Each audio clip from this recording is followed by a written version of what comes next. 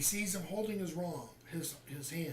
And Gollum holds aloft the ring with a finger still in it and cries, "Precious, precious, precious, my precious, oh, my precious!" And he falls into the cracks of doom.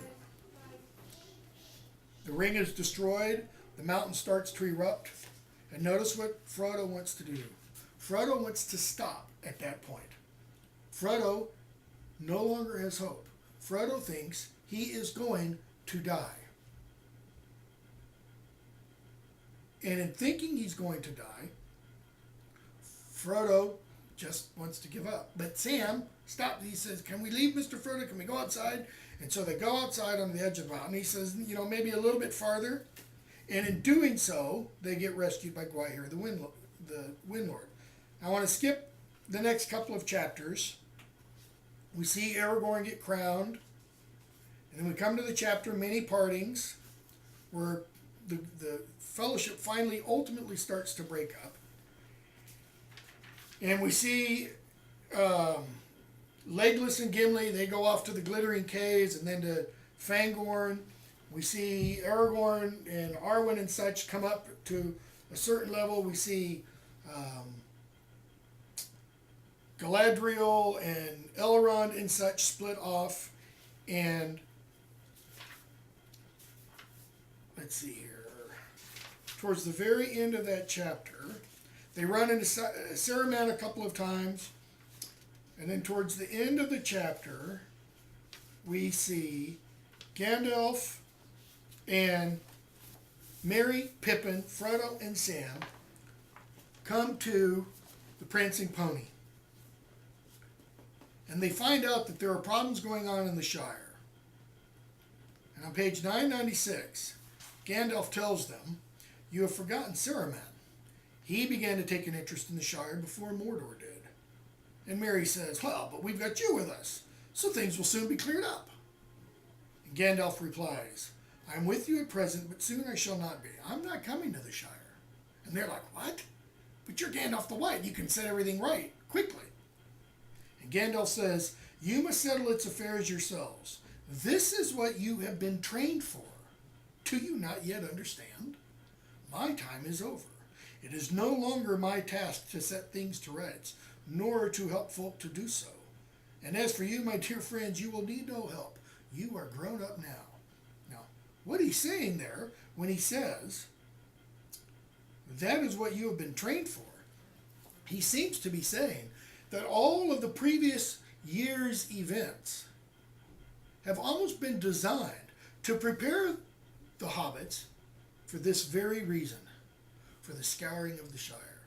I think that's why Tolkien says in the foreword that the chapter, The Scouring of the Shire, was foreseen from the very outset of the writing of The Lord of the Rings.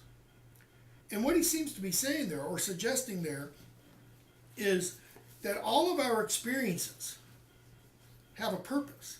All of our experiences are designed in a kind of a linear fashion, are designed to enable us to do the very next thing that comes. That is, me now being 48, that my previous 48 years of existence on this planet have been to enable me to do whatever the next thing is that I must do. That they have been trained for this very action. And so he says, my job's done. That is, I am no longer steward of Middle Earth. You are now stewards of your own home. You are stewards of your own land. It is your job to now take care of your problems. It's a very interesting idea if you think of, our present world problems in, for example, the United States.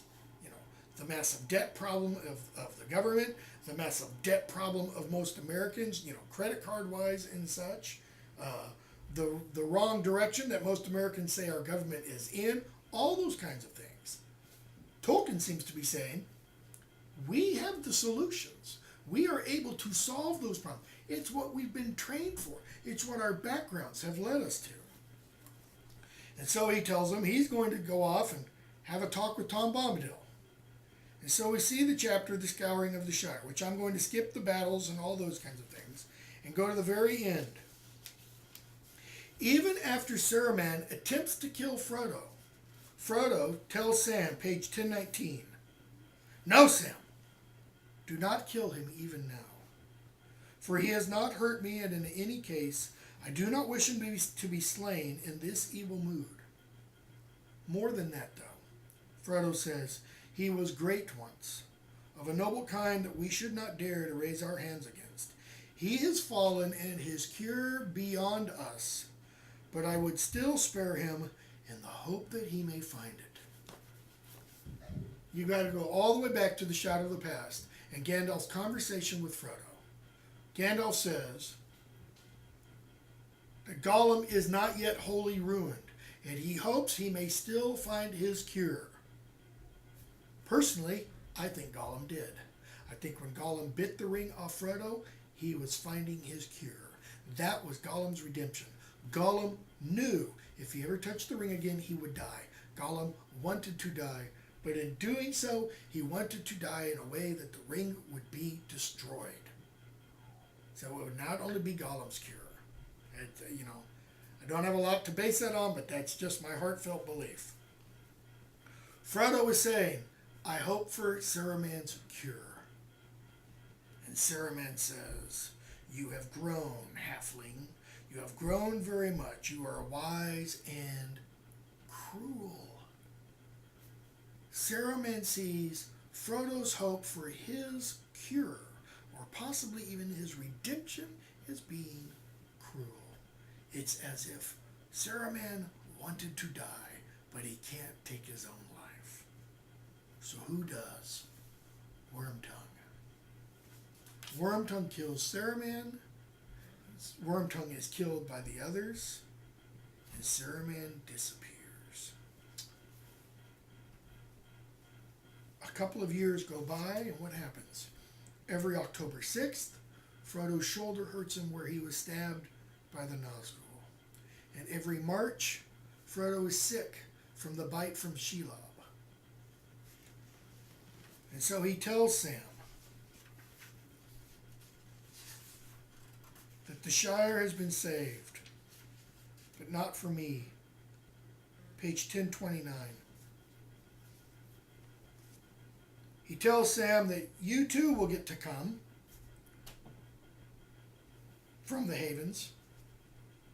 He says, "Your time may come. Don't be sad, Sam. You cannot be always torn in two. You will have to be one and whole for many years."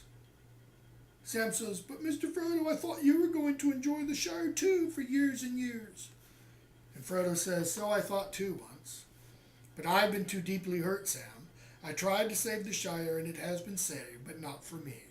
It must often be so, Sam, when things are in danger. Someone has to give them up, lose them, so that others may keep them. It's the essence of sacrifice. It's the essence of humility. Some people have to die so that others might live." Frodo is a soldier. He gives his life so that others might not have to. He says, "Sam, you are my heir. Everything I had, you will have." So he says, "Ride with me." And so who do they see? They meet up with Elrond and Galadriel. They see Bilbo. They see Gandalf. Frodo finally recognizes that Gandalf carries one of the rings of the elves.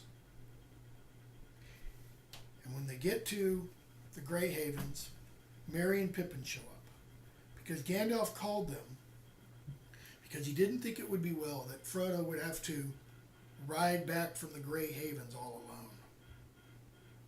And so Merry and Pippin ride back with Sam. They turn off to Buckleberry, and Sam turns and goes up Bag End, or Bagshot Row. And notice the very end. Sam goes into Bag End, and he meets Rosie, and she sets him down in his chair by the fire, and she sets little Eleanor, his daughter, upon his lap. And Sam takes a deep breath and says, "Well, I'm back."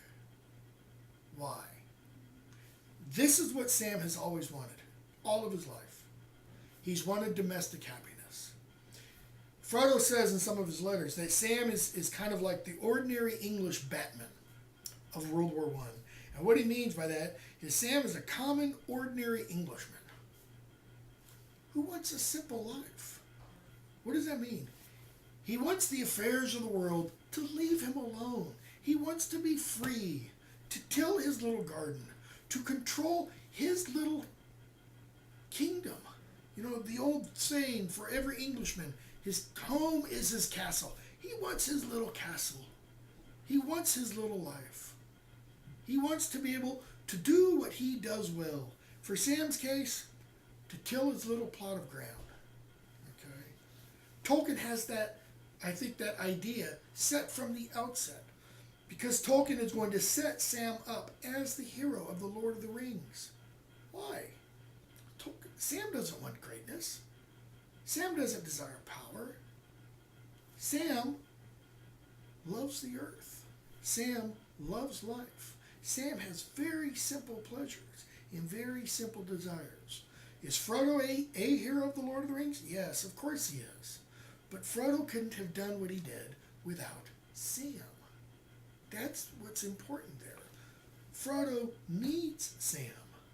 Tolkien is also showing none of us can achieve greatness, can do great things on our own. This notion of the rugged individualist is false. We need other people. There is that web of dependence, or web of interdependence that Charles Williams talked about. We must rely on others. We need others to not only help us, but for us to help them. That, it seems to me, is largely one of the messages of the Lord of the Rings. That, notice what a ring is. It's a circle. We are all entwined together on this earth. And our joys and our sorrows and our battles and our pleasures are all also interwoven. Okay?